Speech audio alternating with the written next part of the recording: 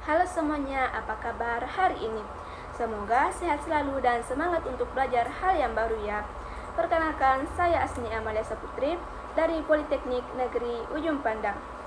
Di video ini, saya akan mengajak kalian mengenal lebih jauh sebuah benda kecil, tipis, tapi punya kekuatan besar di baliknya. Yaps, kita akan membahas tentang kartu kredit. Mungkin sebagian dari kalian udah sering dengar istilah ini atau bahkan sudah melihat orang tua atau kerabat menggunakannya saat berbelanja. Tapi, apakah kalian benar-benar paham cara kerjanya, apa keuntungannya, apa bahayanya, dan jenisnya? Ternyata macam-macam loh. Yuk, kita mulai bahas satu persatu secara santai tapi tuntas. Dalam pembahasan ini, kita akan menelusuri 8 poin penting.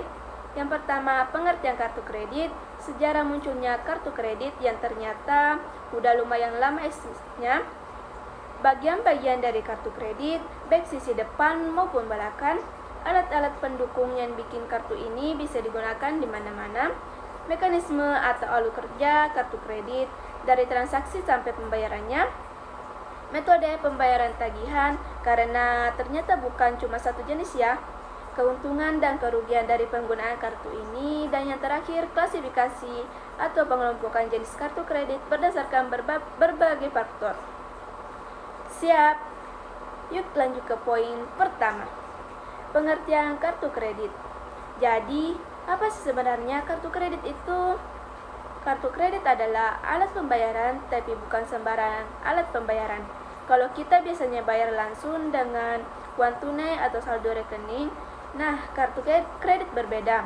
Dengan kartu kredit, kita bisa berbelanja sekarang dan bayarnya nanti. Menurut Kamus Besar Bahasa Indonesia, kartu ini menjamin si pemilik untuk melakukan pembelajaran tanpa harus membayar saat itu juga. Pengeluaran tersebut akan dicatat oleh pihak bank atau tagihannya akan muncul di akhir bulan. Bayangkan, seperti kita meminjam uang sebentar ke bank untuk berbelanja. Lalu bank kasih waktu sampai tanggal jatuh tempo untuk mengembalikannya. Tapi jangan salah, ini bukan uang gratis. Kalau kita nggak bayar sesuai waktu, kita bisa dikenakan bunga dan denda. Jadi, meskipun praktis, kartu kredit harus digunakan dengan penuh tanggung jawab. Benar, kata pepatah modern, kartu kredit bukan alat berbelanja, tapi alat kendali keuangan kalau kita tahu cara pakaiannya. Sekarang kita masuk ke sejarahnya. Pernah nggak kepikiran siapa sih yang pertama kali punya ide buat bikin kartu kredit? Ternyata sejarahnya bermula di Amerika Serikat tahun 1950. Seorang pebisnis bernama Frank M. Namaram kelupaan bawa dompet saat makan di restoran. Karena malu, dia terpikir gimana kalau kartu yang bisa digunakan untuk bayar, lalu tagihannya datang belakangan. Dari situlah lahirlah Diners Club, kartu kredit pertama, khusus digunakan untuk restoran. Setelah itu, pada tahun 1958, Bank Amerika diluncurkan, yang kemudian menjadi Visa.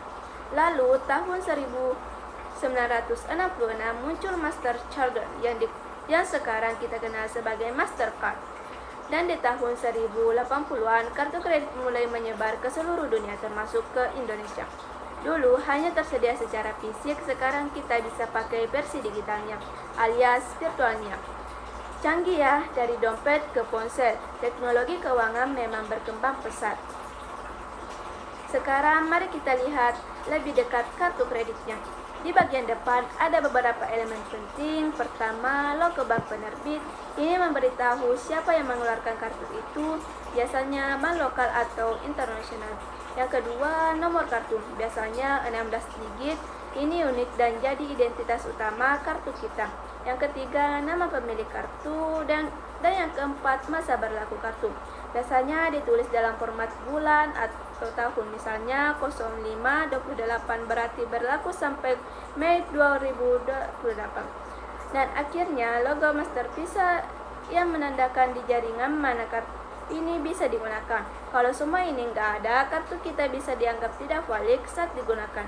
Jadi penting banget untuk dijaga dan tidak dibagikan sembarangan. Lanjut ke bagian belakang. Di sini kita bisa melihat pita magnetik yang menyimpan data-data penting dari kartu tersebut. Lalu ada kolom tanda tangan, Nah, ini fungsinya untuk memastikan bahwa kartu digunakan oleh pemilik yang sah. Dan biasanya juga ada logo jaringan ATM seperti Plus atau Kirus yang menunjukkan bahwa kartu bisa digunakan untuk tarik tunai di ATM tertentu. Oh iya, di sini juga biasanya ada kode CVV atau CVC, 3 digit angka yang sangat penting untuk transaksi online. Kode ini harus benar-benar dirahasiakan karena kalau jatuh ke tangan orang lain bisa berbahaya. Selanjutnya, peralatan pendukung. Oke, bayangin kalau lagi di kasir supermarket, mau bayar pakai kartu kredit. Apa sih yang dibutuhkan? Pertama, tentu saja mesin edisi atau alat gesek. Edisi ini akan sangat membantu membaca data dari kartu dan menghubungkannya dengan sistem bank. Kemudian kita butuh jaringan komunikasi internet atau sinyal untuk mengirim data transaksi secara real time ke bank penerbit. Untuk transaksi online, kita butuh payment gateway, sistem digital yang menjembatani antara merchant dan bank. Dan yang terakhir, aplikasi mobile banking atau e-wallet. Lewat aplikasi ini, kita bisa memantau transaksi, mengecek tagihan, bahkan membayar langsung dari ponsel kita. Semua peralatan ini bekerja bersama untuk memastikan transaksi berjalan lancar dan aman. Selanjutnya, mekanisme kartu kredit. Bagaimana sih sebenarnya alur kerja kartu kredit? Yuk kita ilustrasikan. Penggunaan melakukan transaksi, misalnya membeli barang di toko. Data transaksi dikirim ke bank penerbit. Bank akan mengecek apakah limit kita mencukupi dan tidak ada masalah dengan akun Anda. Jika disetujui, bank membayar merchant saat itu juga. Di akhir bulan, bank mengirimkan tagihan ke kita. Kita wajib membayar tagihan tersebut sebelum tanggal jatuh tempo. Prosesnya terlihat simpel, tapi di baliknya ada sistem dan teknologi keuangan yang sangat kompleks. Dan satu hal yang pasti, semua ini berjalan dalam hitungan detik. Materi selanjutnya yaitu metode pembayaran. Sekarang kita masuk ke bagian penting. Bagaimana kita membayar tagihan kartu kredit? Ada beberapa pilihan. Yang pertama, full payment. Kita membayar seluruh tagihan ini, pilihan paling aman dan bebas bunga. Yang kedua, minimum payment. Hanya bayar sebagian kecil tapi sisanya akan dikenakan bunga. Yang ketiga, cicilan tetap. Cocok untuk belanja seperti elektronik, bisa dicicil 3, 6, atau 12 bulan. Auto debit, sistem akan otomatis menarik dana dari rekening kita. Kalau ditanya mana yang terbaik, tentu saja full payment. Tapi semua tergantung kondisi keuangan kita. Yang penting jangan sampai telat bayar karena denda dan bunga kartu kredit itu lumayan besar. Selanjutnya, materi keuntungan dan kerugian kartu kredit.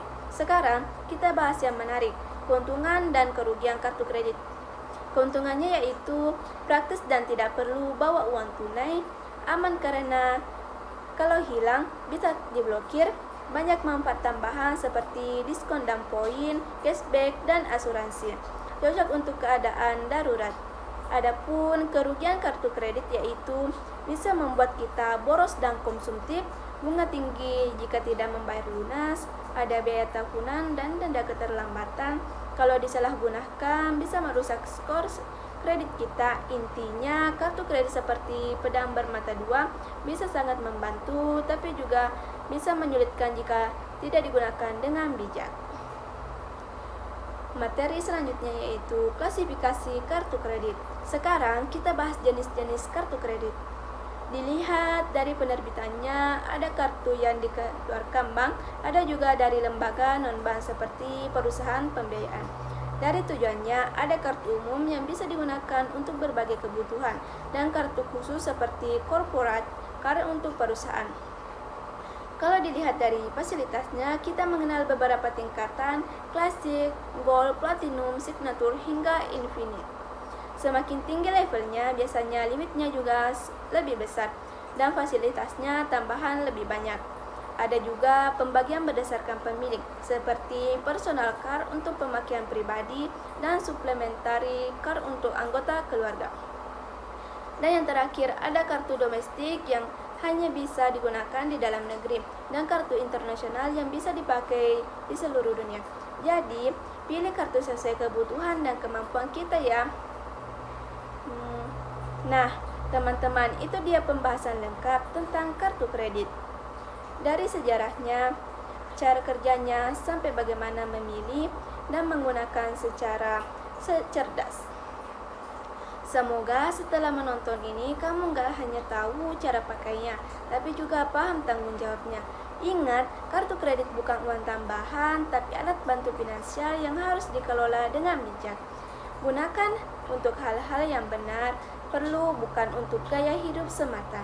Karena, seperti kata John Ruskin, bukan seberapa banyak uang yang kita hasilkan, tapi untuk tujuan apa uang itu digunakan. Terima kasih banyak sudah menyimak sampai akhir. Kalau kamu merasa video ini bermanfaat, silahkan bagikan ke teman-temanmu ya. Sampai jumpa di video selanjutnya.